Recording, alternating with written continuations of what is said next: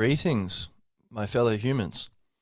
Today we have a very exciting podcast all about desire. Um, so, in a nutshell, I'm going to sing a little song from the album Desire by Bob Dylan, and then talk kind of about, why I think desire is important, but how you can do it wrong, like the dark side of desire, both individually and then in groups when that happens. Corporations going crazy and doing terrible things, that kind of stuff, or humans at large to the earth. But how desire itself is good and bad, therefore good. Ultimately, it's good. It's part of nature and part of the universe. And that, how, we're coming into the new year. So how I think we should all be focusing on what do we desire and having the right desires, good desires, rather than bad desires, because you are going to have some desires. And we'll get into spiritual stuff a little bit. Like if you try to, as many people have, and I did at one point, kind of try to remove your desires and kind of transcend that, how I think that's misguided, because you're a human being, so it's not going to work if you try to go, oh, I'm just going to not care about anything. I'm not going to have any desires. You're going to, I don't think that's the way to enlightenment or the end of suffering or elevated perspective, wisdom, whatever you want to call it. Basically, I think it's non-attachment to your desire. But you can have desires, and you should really. It's not so much you should, but you will. It's just the way it is. So if you try to fight what's inevitable, you're never going to get anywhere, are you? So, desire, the whole universe has desire, this creation. So anyway, we'll go from these practical things to these kind of very, very practical, i.e. mystical things. All right.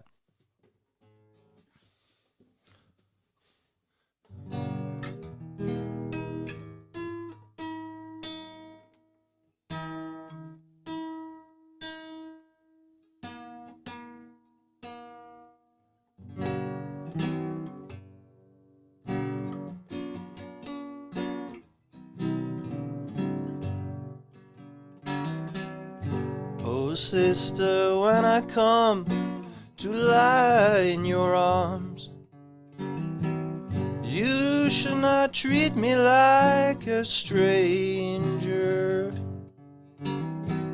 Our father would not like the way that you act, and you should realize the danger.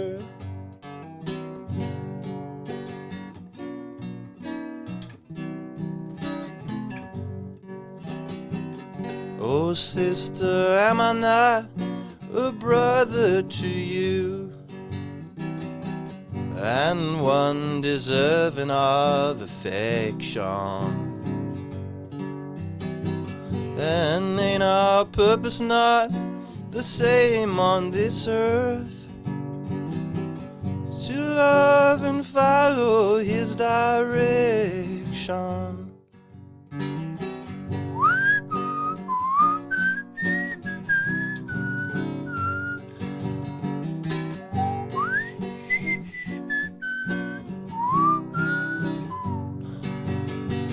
We grew up together from the cradle to the grave. We died and were reborn and then mysteriously saved. Oh, sister, when I come to knock on your door, don't turn away, you create sorrow. Time is an ocean, but it ends at the shore. You may not see me tomorrow.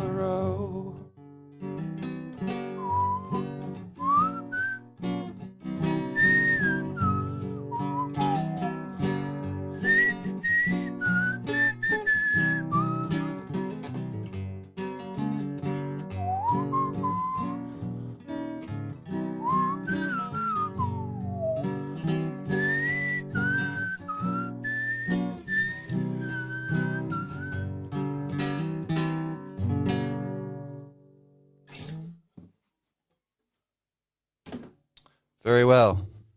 On to the main course. So, desire. Well, uh, of course. You know, think about a book. Don't the characters want something? They have a motivation. A good book, anyway. If there's a character who doesn't like, what do they even want? What are they doing here? It's not a very good character. So, do you want to be a character? Do you want to be a good character? Well, you probably want something. And you do want something anyway, don't you? Even if it's you want to not want something. Um, you have some sort of intention. As a creature, an embodied being, you have an orientation, approach, and aversion, right? Approach, things you want. Uh, what's that line? Like all creatures seek out and admire the things that they think would do them um, uh, th- uh, that would do them good, um, and shun and shy away from things that they think would do them harm. So on a very primal level, even like little insects and little critters and creepy crawlies, they have this like, ooh, opportunity, move forwards, and ooh, threat, move backwards, kind of mechanisms in their nervous systems, or whatever it is in their systems, and that's very deeply wired into us. So if you're like the thinking part of your brain's like, yeah, let's get rid of desire. It's like, well, it's not that simple. I mean, so, but yeah, so, and wanting things, I think we're here, we are human beings, on a very real, practical level. So we're suffering. Life is full of suffering, things that go wrong, rejection, pain, confusion, disappointment, all kind mistakes, guilt, shame, all kinds of or anxiety, depression, all kinds of crazy things, fear, anger, sorrow, loss, so death, and we're faced with the prospect of our own deaths and the deaths of everyone we love, and sickness, and all these terrible things. So that's a bit of a weight, So we have a right to balance that. We earn thereby a dream. I feel by being here we have earned a dream, and we earn it daily, and so yeah, something to balance out that, and so long as what we want is not too much, in the sense of it's not at the expense of the whole, we're not a cancer. Cancer is growing at the detriment to the greater organism. Well, the greater organism is more important than the cell, Tree is more important than the branch is more important than the little leaf is more important than the microscopic organism on it, and so on and so forth, because it's more deeply connected to the web of life. It's a more complex organism, so it's got a more higher level expression and experience, probably, for various reasons, and just intuitively, it makes sense, right? A tree is more important than a stick, right, or a leaf.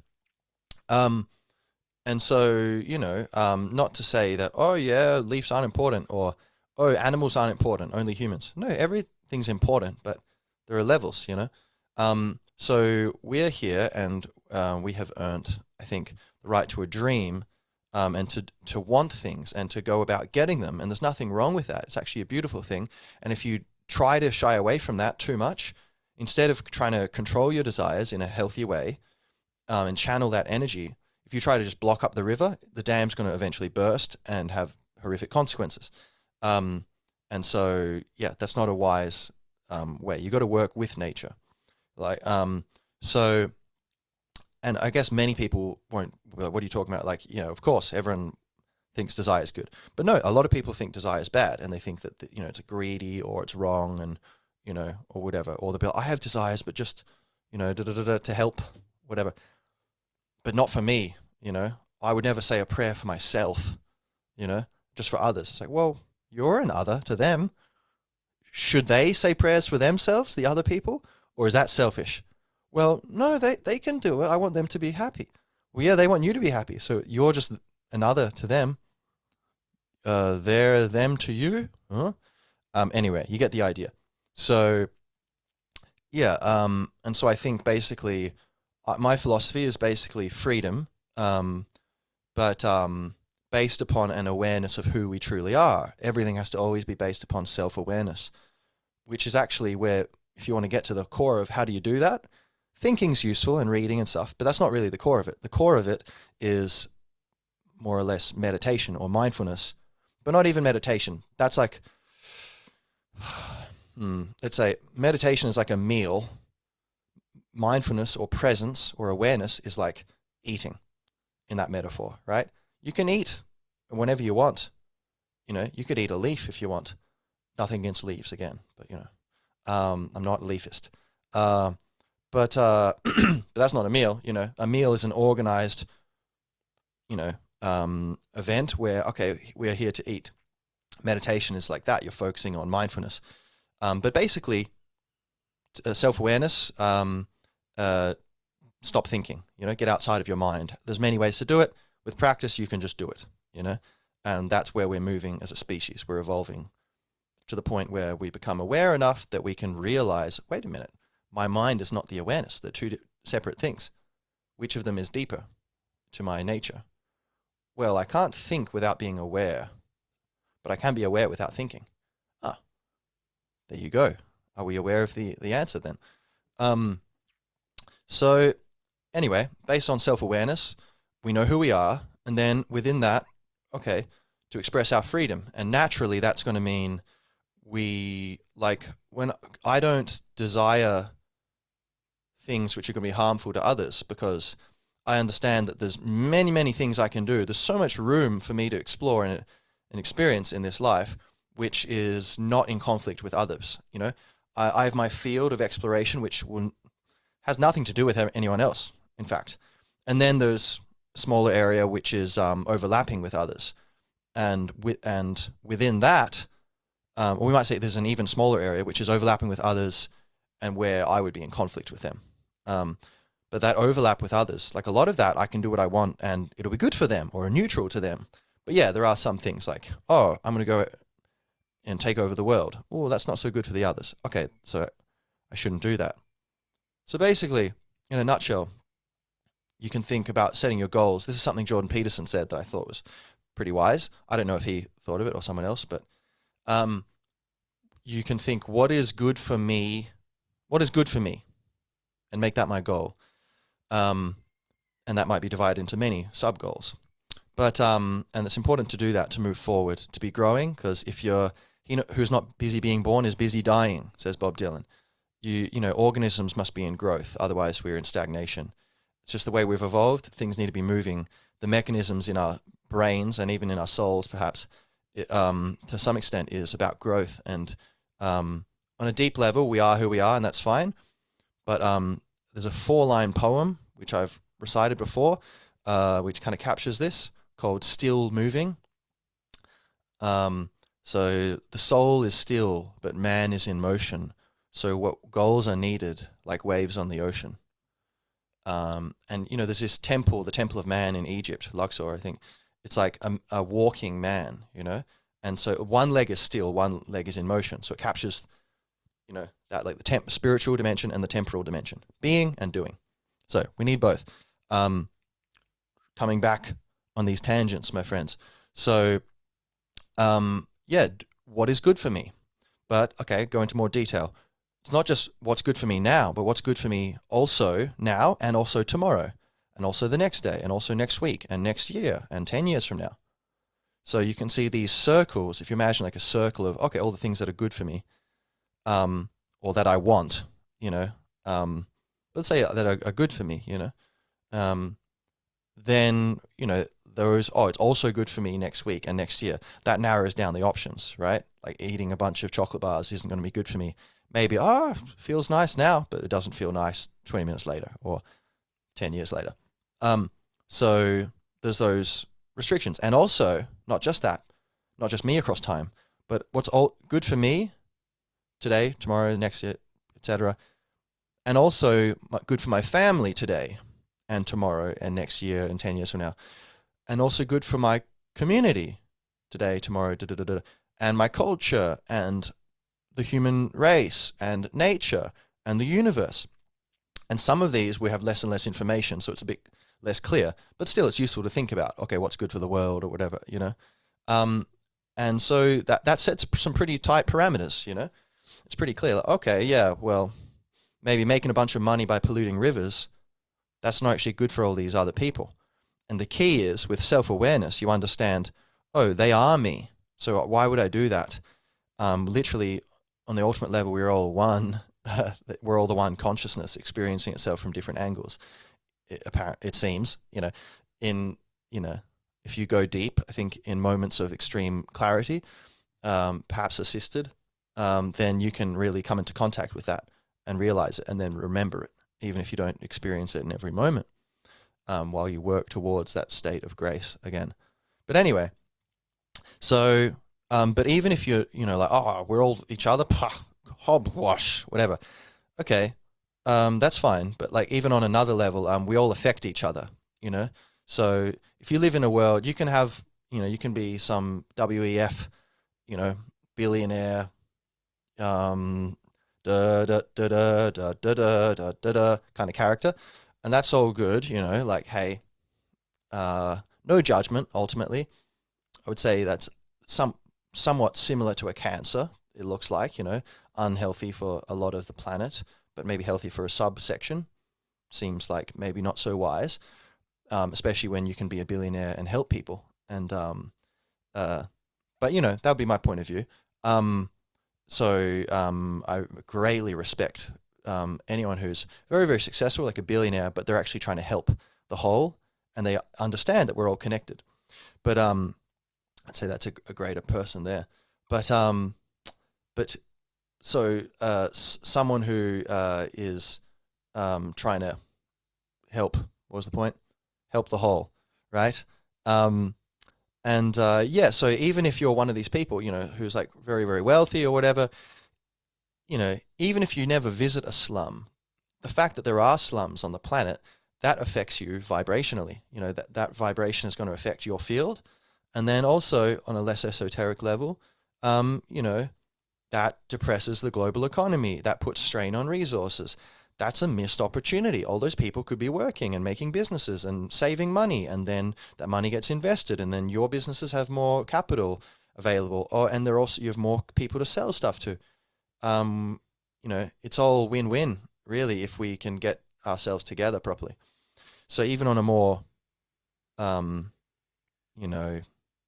materialist, reductionist, scientific point of view, like, we're all connected, So that's the point of view to zoom out a bit. That's done. The point is, we can desire whatever we want, I think, to make ourselves happy. Why not, We should be free to do whatever we want so long as we're not harming others. And by that I mean so long as we're not preventing others from enjoying the same freedom. So it's like John Stuart Mill on liberty talked about this kind of thing, the golden rule, basically, do unto others as you would have them do unto you. But basically we have these spheres, these overlapping spheres of like Venn diagram, 3-dimensional Venn diagram, or 9th dimensional Venn diagram of spheres of opportunity and freedom. And there are points where they overlap, and I think I should be free to listen to music at 3 a.m. You think I shouldn't. All right, we talk about it. If we can't sort it out ourselves by talking about it, then maybe the community gets involved. If we can't sort it out with mediation like that, then the courts get involved. And that's it, But that's for a very small number of things. In general, just if we think, we will notice, it would be pretty clear, even just between individuals. Okay, what's reasonable, my freedom, and the boundary between my freedom and others' freedoms.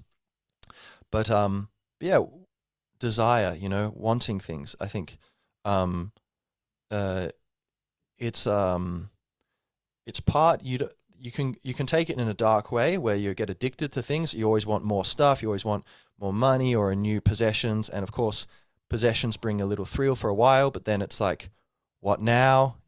And we've all experienced that. I'm sure you're very excited to get something, whether it's some sort of qualification or position or possession or experience, and then, oh, it's done, it's over, I've got it now, and then it loses the thrill, and so then you chase something more.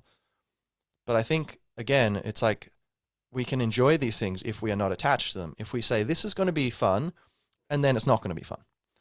I'm going to, like, it will get old, or things, this ice cream won't last. I'm not going to, while I'm having my first bite of the ice cream or of the food, if I can acknowledge that I'm going to be looking down at the very bottom of my ice cream soon and it's going to be almost gone, then I can avoid that, it's there's only a little bit left. That feeling of like, it's passing, or by acknowledging it up front, I think, or being like, people are like, it's Sunday, or the work week, oh God. When it's Friday, I often will be like, all right, it's going to be Monday soon, And so I enjoy the weekend with full awareness that appreciating the time. I know it's not going to last forever, rather than being like, da-di-da, here we go, freedom forever now until Monday. Anyway, so long as we're not attached to things, I think, then we won't suffer, we can enjoy the things we want. Ideally, enjoying healthy things that are uplifting for us and uplifting for others, enjoying being with your friends and your family and, listening to music or being creative or helping people, enjoying your work. That's a great thing if you can do that, have the desire to help people through your work. But I don't see anything wrong in desire. Let me know in the comments, if you want, what's wrong with desire. Do you desire to tell me? No, I don't think so. But yeah, so now, okay. So the basic thing, desiring stuff. I think, like say, where should we go here? Let's go, I guess, okay, we'll save the spiritual for a bit later. Let's say, often we want things, but we're afraid to want them, Maybe someone is, they have a dream, but their family doesn't approve of it, or the person thinks their family won't approve, or their culture or their friends won't approve, and so we don't do it. I think that's going to mess with your head, in my opinion, I think you got to do it, and if they don't understand, then great, fine, you'll drift toward other people who do understand, and appreciate what you're doing, or tolerate it, or whenever that happens, I think the real question is it good for me? If you really believe it's good for you, but they don't, who is living your life? Is it them or you? You're the one who decides. So you need to have that self-trust, self-belief. Go, okay, whenever, like, say if someone I love tells me something, and they think I'm doing something wrong, or that I'm going to do something wrong, or something that I kind of adhere to or believe in, they think it's misguided, I will always take that seriously and pay attention to it very carefully. But I run it through the filter of my own common sense, my own understanding. I never just go, oh, well, they don't like it. Or at least maybe subconsciously I do, actually. And then I try to always be on the lookout for where I'm subconsciously or unconsciously doing these things, and then go, wait a minute, what's going on? And I do every now and then, like, find things, but unconsciously I was afraid of this person not liking it, or getting some bad feeling from them. And then go, okay, do they have a good point? And then I think about it, and sometimes I will go, yeah, they've got a good point, I shouldn't do it, they're right. Or other times I go, no, I don't think they're right.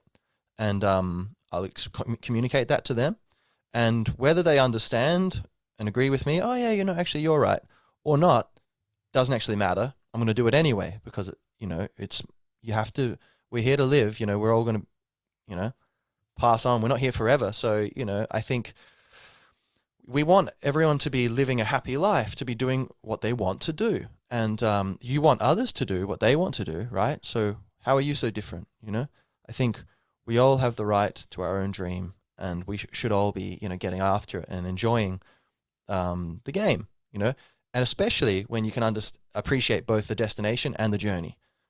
But it's the journey, not the destination, mostly. Yeah, it's being here now, doing what you're doing, but also being able to celebrate milestones and, think points and like, oh, I got that. Yes, good, or I did that. Cool. But as the basic thing being like, oh, it's just the journey. Things come and go, But yeah, and so I think, in the most beautiful, happy world, healthy world we can imagine, everyone is doing what they want to do. What's the point of life if you're not doing what you want? Why are we here? To help other people? Well, you want to help, I see. To learn? Oh, I suppose you want to learn. You have that desire. Just to be here, to experience and express yourself in being. I suppose you want to be.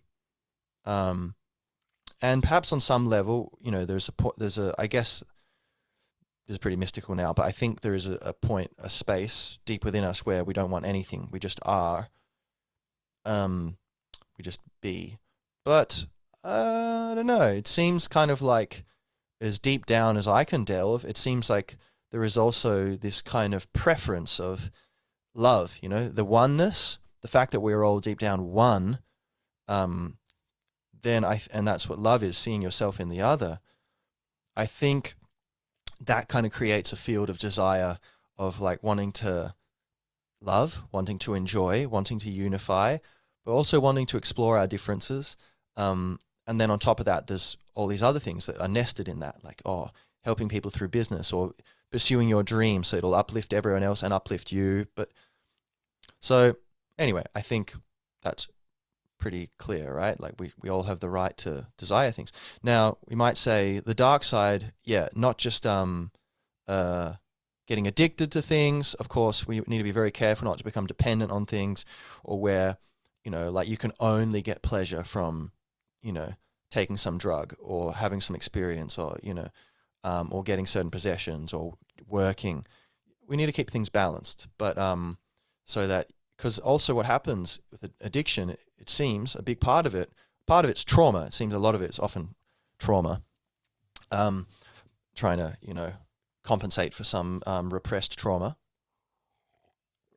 But also it seems that a fundamental aspect of it is it's where our field of desire gets narrowed on a specific thing, and we have this delusion that it can bring us something it can't.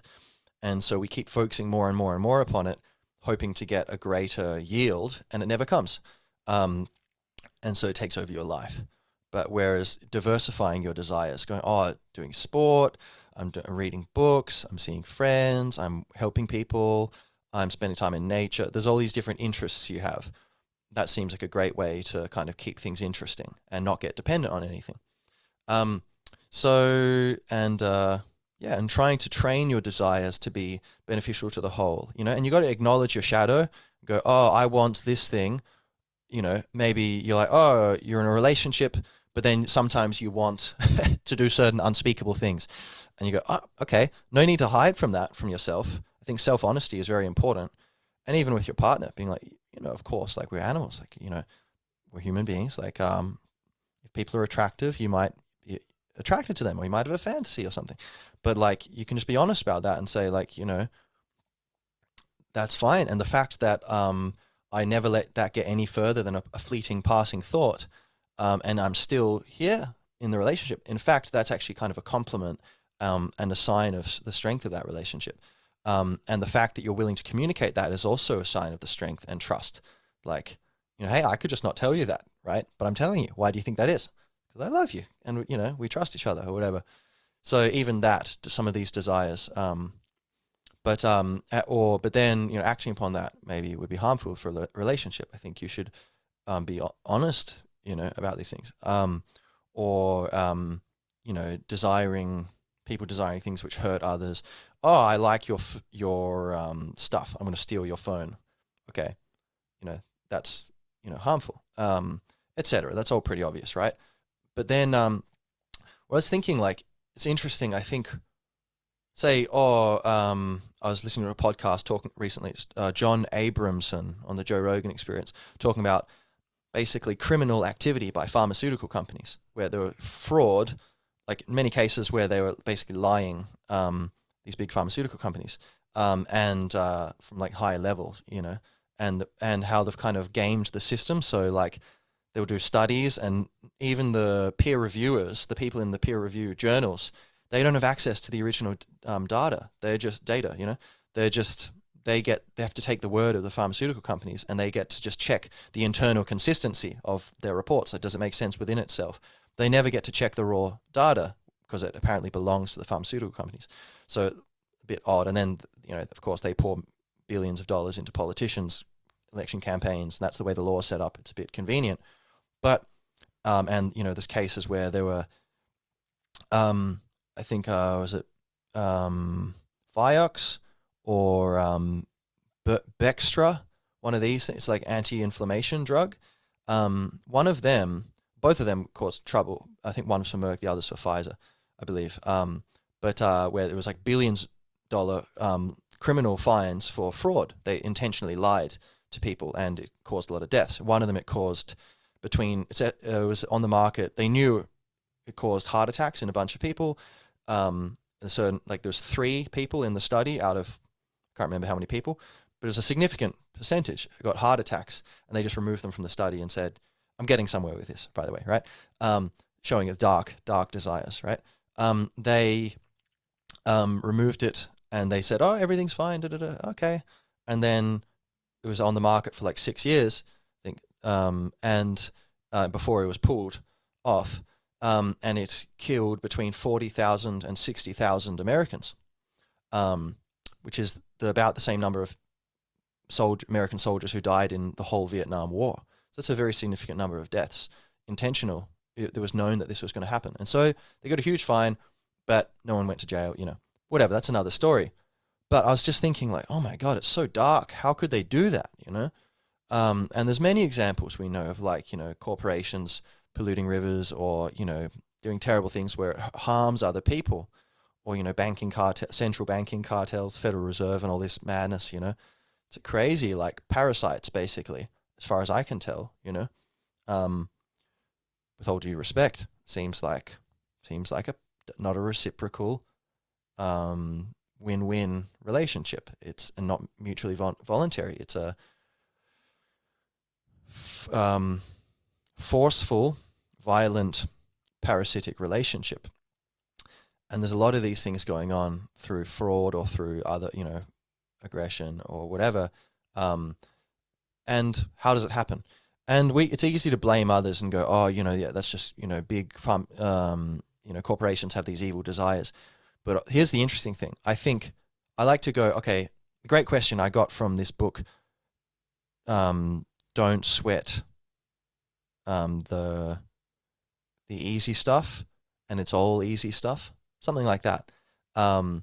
Great book, little book. But he said a great question is to ask yourself, when something happens or someone does something that you don't like, to go, in what way am I doing the same thing? And so in what way do I do the same thing as these corporations who are, they desire the money, and so they do all these terrible things to human beings.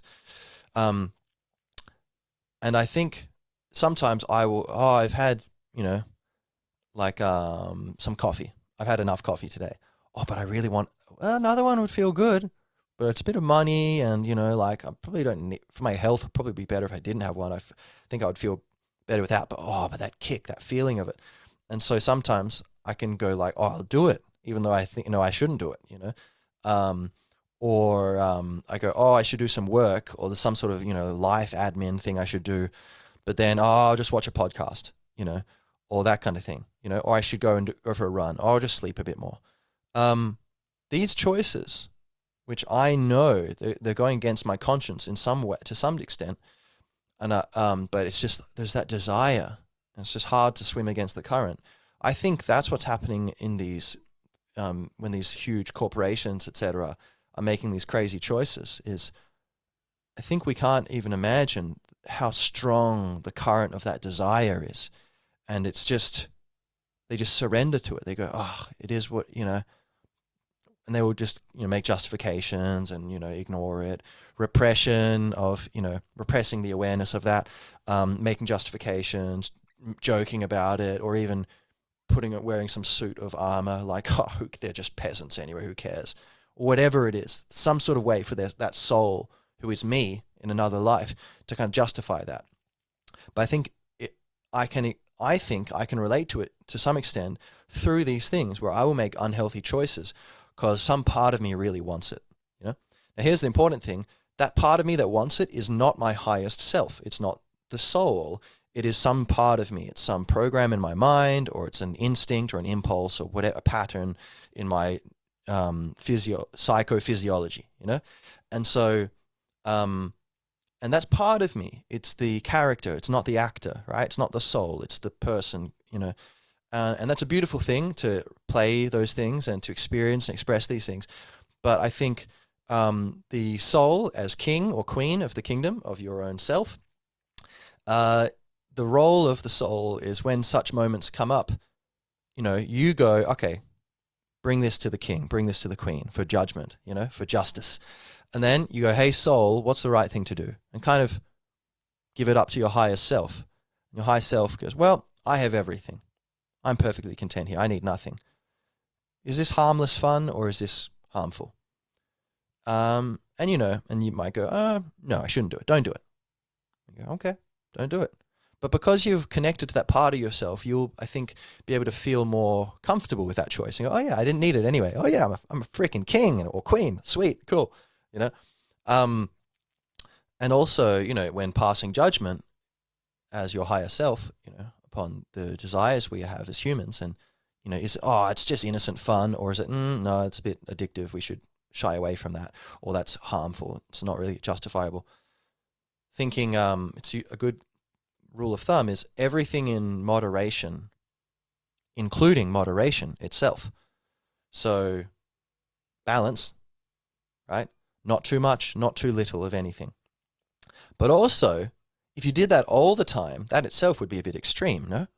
So don't be balanced all the time. Sometimes go crazy, like every now and then, maybe, I don't know, a small minority, or at least a minority of the time, small minority probably, you know, balance the scales by go wild a bit, you know. So I think, you know, but everything in balance, everything in moderation, including moderation itself. It's a good principle. Anyway, so these are about desires, right? You know, and then, you know, it seems like certain people want to take over the whole world and want us to follow the science. It's like no mention of diet or exercise or vitamin D throughout the whole pandemic. And they're like, yeah, follow the science. Like, holy shit, this is like Orwellian as hell, you know? You know, so desire, right? Like, there are these people, you know, organizations who they have these desires which are harmful to the whole. And so do I. So does everyone. But it's about trying to follow conscience and the higher self, the view of what is good for all of us. What's good, because there's so many things that are good for me that don't impinge upon the freedom of others and the welfare and well-being of others.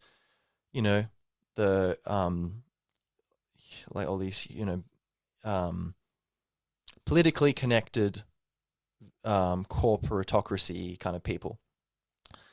There's so many ways that they can be enjoying their wealth and their position and their opportunities, which would not be parasitic upon their fellow man and woman.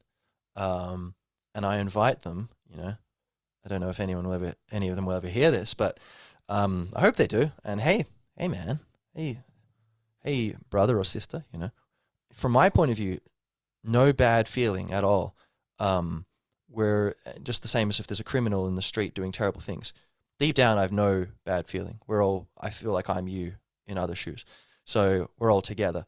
But it is important to point out where our desires are getting out of line. We do that with friends. We do it with family. We do it with ourselves. We should do it with, you know, our governments or our supra-governmental authoritarian globalist structures based upon profit and domination and deceit. So all these things. I think there's healthy desires and there's unhealthy desires. And, well, how do we know what's healthy with different definitions? Well, what is good for the whole? Keep in mind oneness, unity. We're all one. We're all one big tree. Visualize the tree. Don't get distracted. Visualize the glowing golden green tree of life. You know, what is good for the tree? Act accordingly. So, but yeah, all right. I desire a sip of water.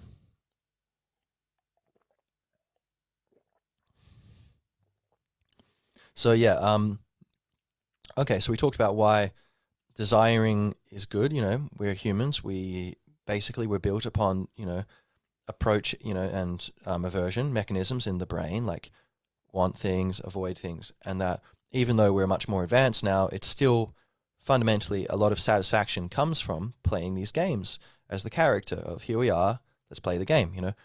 And it's just about, we can control kind of like things that we desire that are not good for us, or things that we want to avoid, which would be good for us, but we're avoiding them. Control that. Don't do that. Try to do the opposite. Go upstream. Go against the current of your desire or aversion there.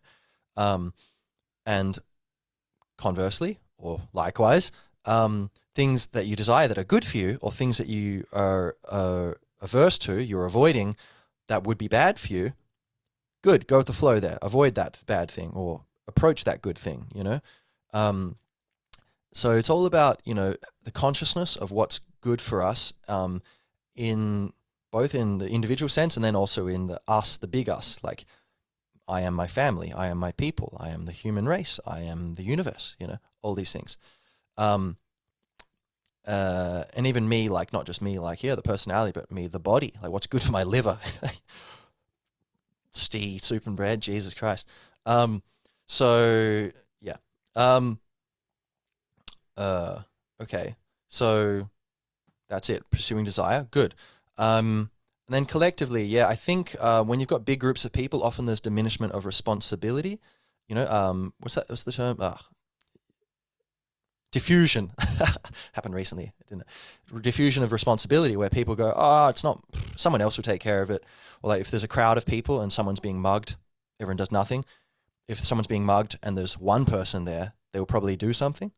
It's interesting because they feel like, well, it's up to me. So a similar thing seems to happen in groups where bad desires can be allowed to run amok.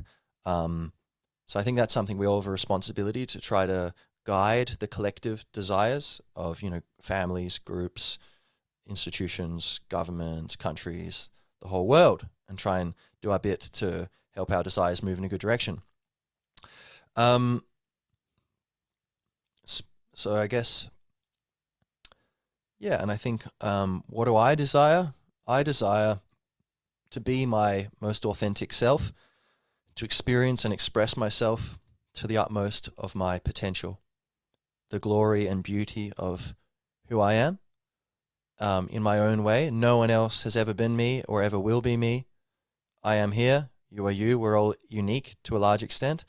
We're all, you know, the similarities are much greater than the differences, but nonetheless, like we're all humans. We all have noses, or most people, etc. You know, the similarities are uncanny, but we're all unique. And so to celebrate our uniqueness, I think we should all pursue our freedom and our human flourishing. Eudaimonia, this ancient Greek word, eudaimonia, meaning roughly like human flourishing or well-being or happiness. But human flourishing, ooh, like you're a beautiful garden.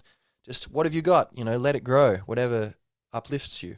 And if you can't think of anything, then work on that. Try to read a bunch of books, watch a bunch of movies, find what are uplifting movies or, you know, thought-provoking movies and books, and go travel, and you will start exposing yourself more to other people in the world. And I think you will start to develop an appetite for some of these opportunities. Like, well, that resonates. Interesting. I could be like that person, or I could do that kind of thing, and maybe I want to. I think it's a great thing for kids too, is to introduce them to many different things, so that then their latent desires can kind of spring forth. Like, oh, you're not interested in trombone, but you really resonate with the violin. All right, I guess we'll keep that going. You know, so desire, and now, okay, so I guess we'll get to the spiritual, and it's getting dark, and so I've prepared a candle. Let's see if this works here.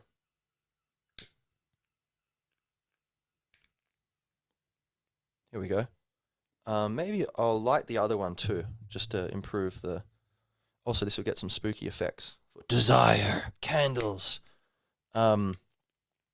So, let's see here. How's that? Good? All right. So, oh, the crackle of the candle. Beautiful. Oh, it's going out. Oh, Lord. I didn't desire that to happen. All right. Well, at least I still have this candle. Luckily, I brought two. So, in terms of spirituality, which, you know, has many definitions and stuff, but in essence, I would say the core of it is like it's sanity. Spirituality is extremely important. It's the most important thing there is, actually, because it's all about who am I? Knowing who you are, right? That's it. That's what it's all about. And basically, to do that, like I said, enter the space of no thought, space consciousness, if you want to call it that, or presence, whatever you want to call it. Basically, rising above thoughts. And you won't know what I'm talking about until it happens to you.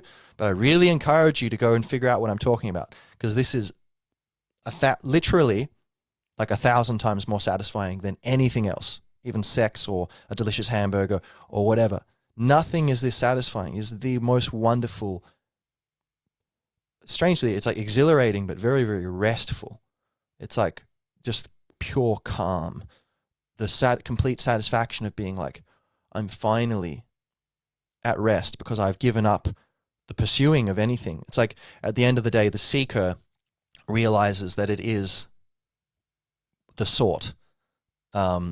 What we are, you are what you are seeking. Basically, is the old thing they say.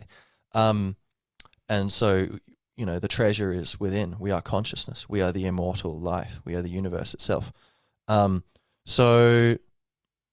with desire, I think, say my rudimentary understanding of Buddhism, and it's still rudimentary, basically, but as a younger fella, the idea was that, just moving this candle around onto my pineal gland, just getting distracted here.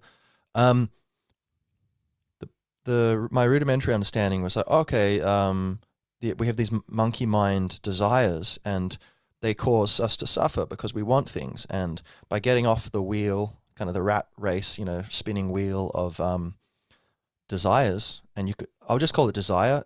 You could also say aversion, like wanting to avoid things, like a negative desire. But I'm just going to call it desire, like in both directions, right? Things you want, things you don't want.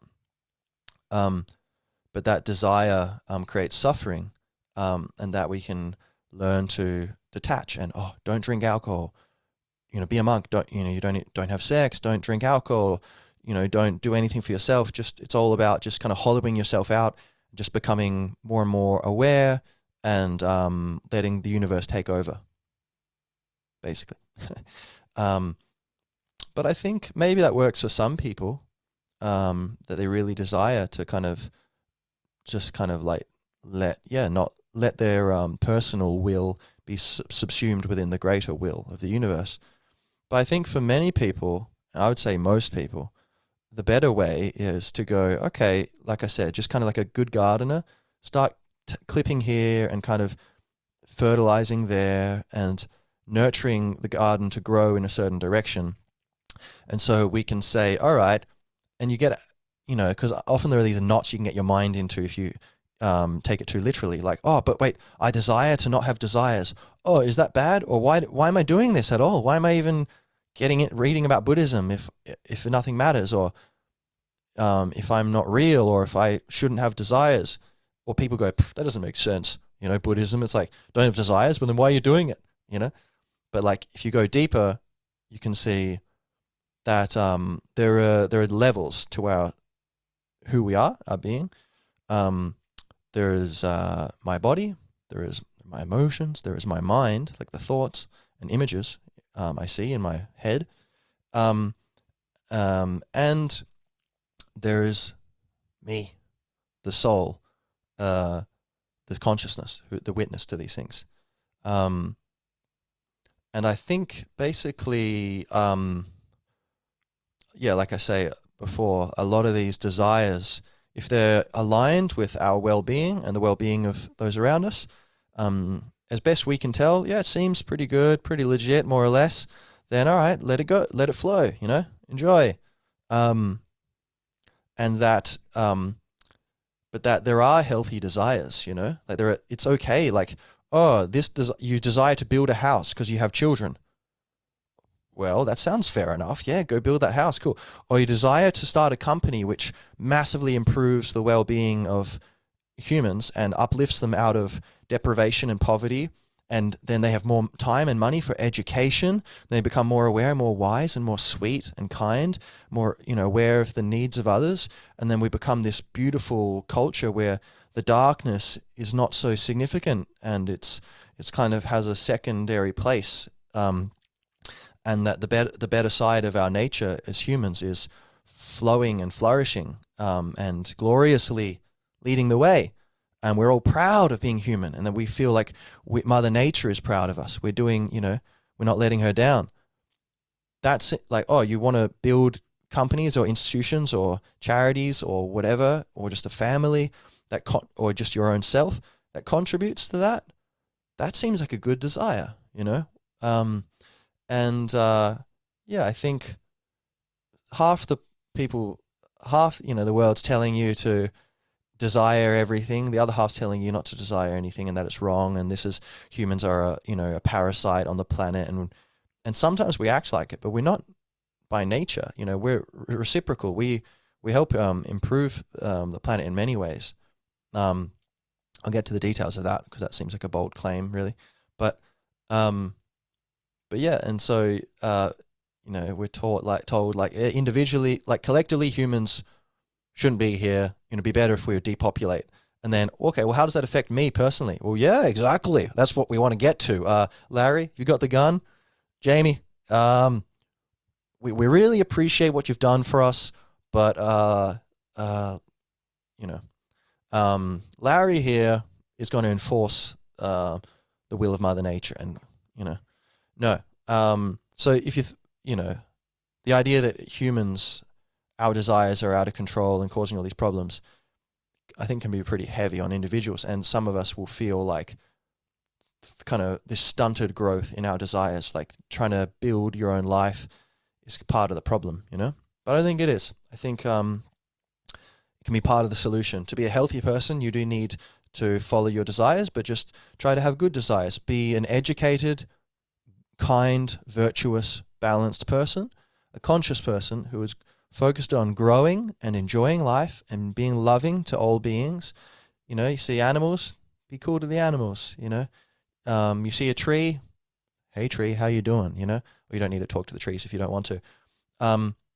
Help people, support people, be strong, be self-sufficient if possible, and try to build prosperity and peace for all of us, that the better parts of our nature can come out, and to have this, try to live in balance, like enjoy yourself, learn, create, be a human, but just try to keep it balanced, with all these things, keeping our desires balanced between what's good and what's bad, and it's a blurry line, or maybe it's good for me now, but not tomorrow, or it's good for my parents, but it's not good for me. They want me to be an engineer, or, okay, well, you have to think that through. And maybe they're right, or maybe they're wrong, but do the best you can. But at least it simplifies things to know there is this guiding light of do what you want, find what you want, but just keep in mind, who am I really? And there are various desires within me. One wants to go drinking, one wants to study. Which of them is deeper and which of them is appropriate at this one moment? In different times and different places, and different people, perhaps one choice would be right or the other would be right. It really depends on the context. Now, so cultivating healthy desires, I think, is what Buddhism really is about. And really, I mean, the Buddha said the end of, he defined enlightenment as the end of suffering. So, and basically he said, something like attachment to our desires and aversions is the cause of suffering. And so that's the thing. It's not if I'm understanding it right, and this is my understanding anyway, but I think it's what he was saying too, is that there's nothing wrong in it. The cause of suffering is not your desires, it's the attachment to those desires. So needing to get what you want, or having that attachment where you suffer if you get what you don't want, or you suffer if you don't get what you do want. But instead, why not just pursue what you want and try to, skirt around the things you don't want, but understand that, whatever I get, perfect. I'll embrace that. That's excellent. Thank you, universe. I'm sure this is going to be great. It's like that story of the Zen master.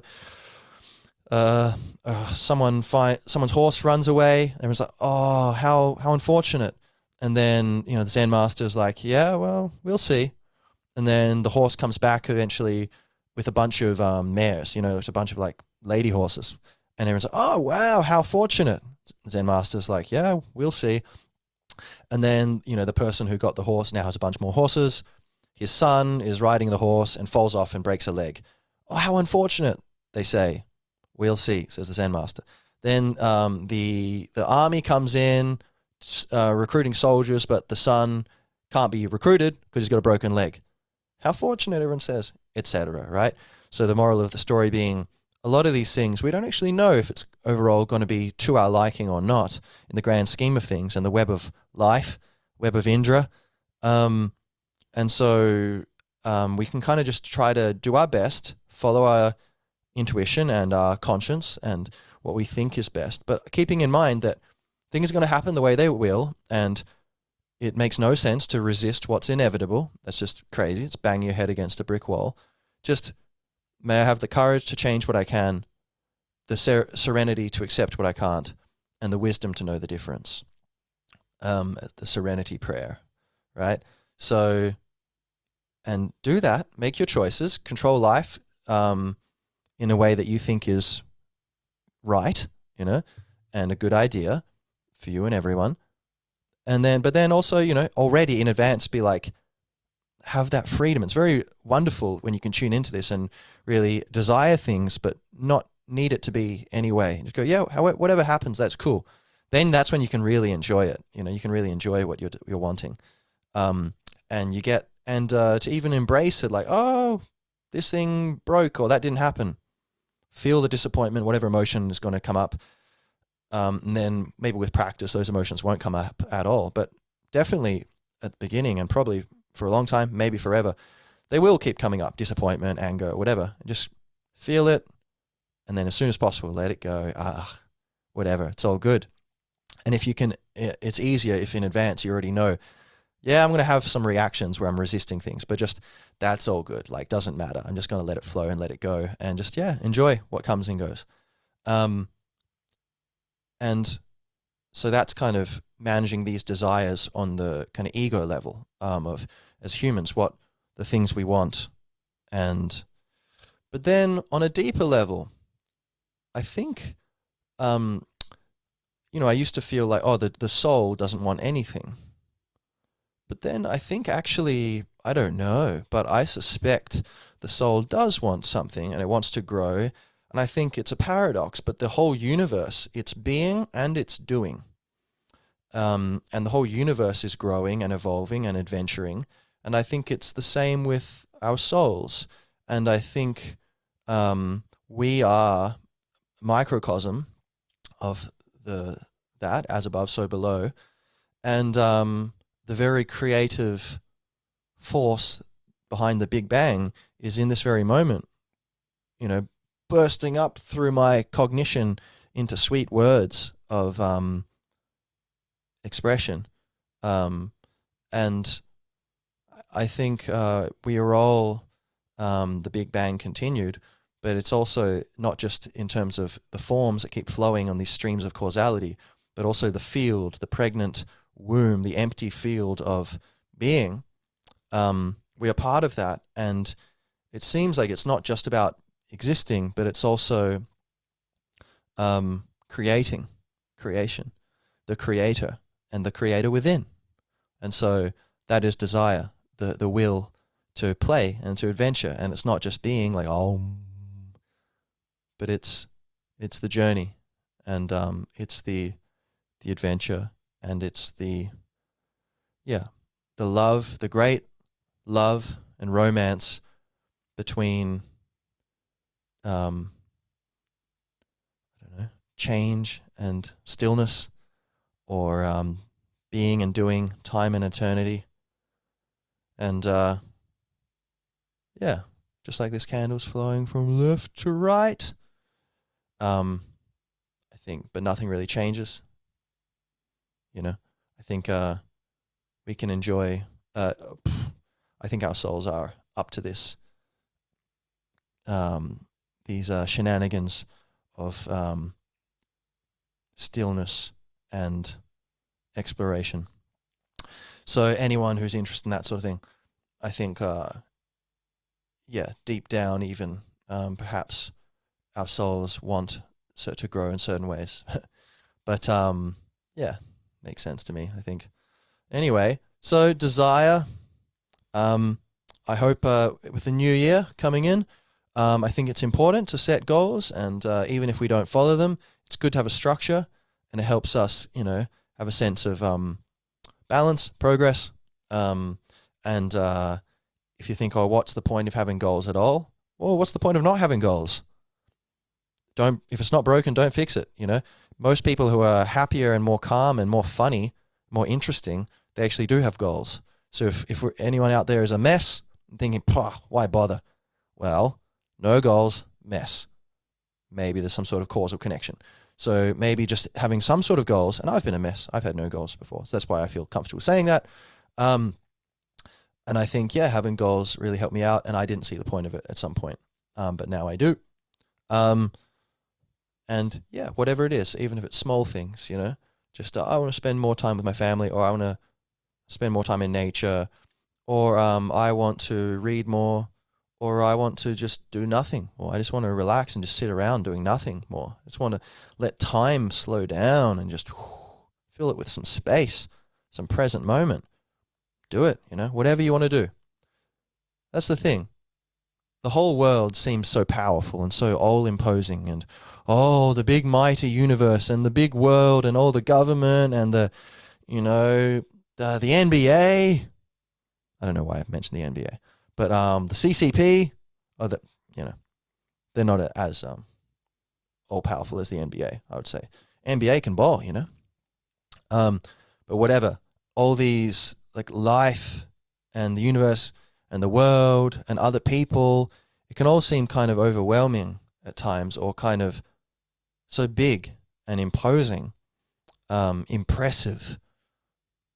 But actually, I think you have far, far, far more power over your own life than you realize.